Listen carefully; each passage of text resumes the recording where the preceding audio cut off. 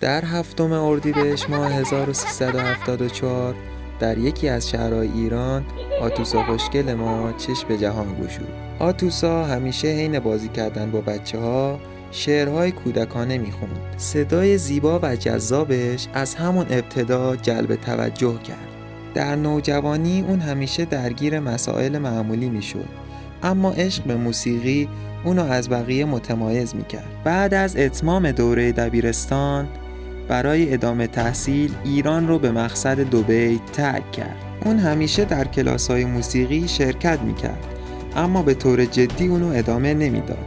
بعد از آشنایی با جیدال اون 7 سال رویایی و موسیقیایی رو برای خودش رقم زد. سپس چندی بعد اون تصمیم گرفت این حرفه رو تنهایی ادامه بده.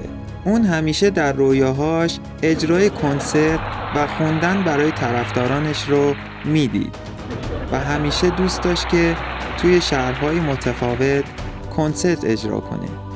اما در میان یکی از این رویاهاش اون چیز بسیار عجیبی رو دید.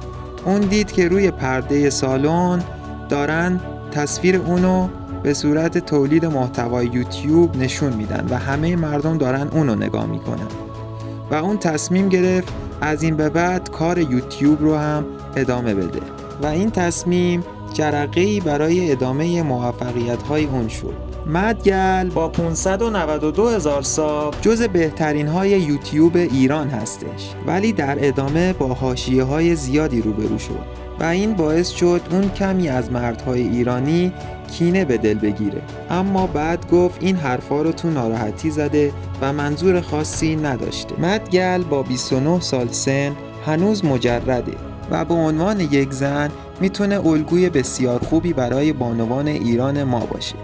این هم خلاصه ای از زندگی مدگل که امیدوارم ازش لذت کافی رو برده باشید. با لایک و کامنت و ساب از بنده حمایت کنید.